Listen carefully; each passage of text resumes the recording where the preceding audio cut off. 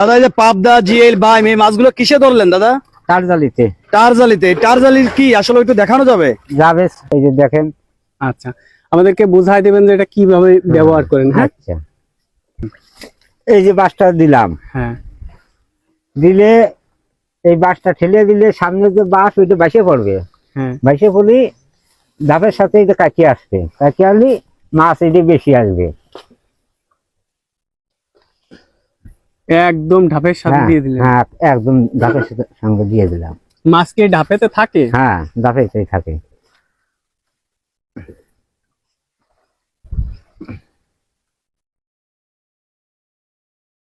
এর মাছ থেকে টাইনি আনা অনেক কষ্টের কাজ না? এতে তো কষ্ট কম আছে, আর আপনার ইয়েলি তলায় নিলে বেশি কষ্ট হয়। এই ধাপ তলায় গেলি কষ্ট বেশি, আবার ওতে মাছও বেশি আসে তলায় গেলে। তোলা গেলে মাছ বেশি আসে না?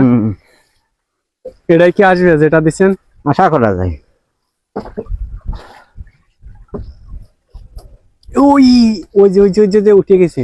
কাকি, আরে বাবা, এত মাছ আসে! দেখি কি কি মাছ আছে। ফুল গজা সবই আসে এতে, শীত করলি বড় বড় মাছ আসে। কড়া শীতের দরকার।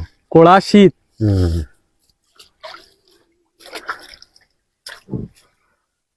আমার এতে 20,000 পর্যন্ত মারা আছে।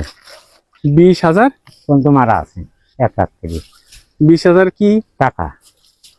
ও, 20,000 টাকার মাছ মারা আছে আপনার এই পদ্ধতিতে? হ্যাঁ হ্যাঁ, এই পদ্ধতি। এই পদ্ধতির নাম কি? টারজালি। টারজালি।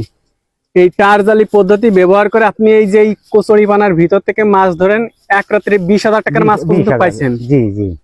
ও মাই গড, এটা কি পাওয়া যাবে? ও দেখি দেখি দেখি, কি মাছ?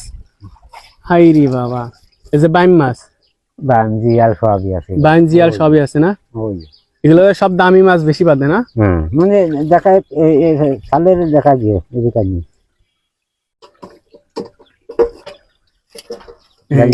বাইম মাছ। এটার নাম হচ্ছে টারজালি। টারজালি। এগুলো তৈরি করেন কি কি দিয়ে?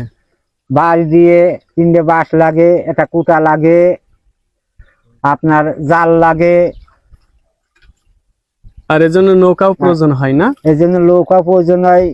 বটে আছে। কয়জন লোক প্রয়োজন হয়? 3 জন। 3 জন না?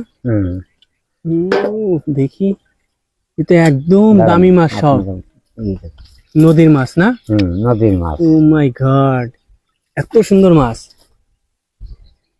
এগুলো বিক্রি করেন কত করে কেজি? 700-800। 700-800 না? সুপ্রিয় দর্শক, ভিডিওটি কেমন লেগেছে অবশ্যই লাইক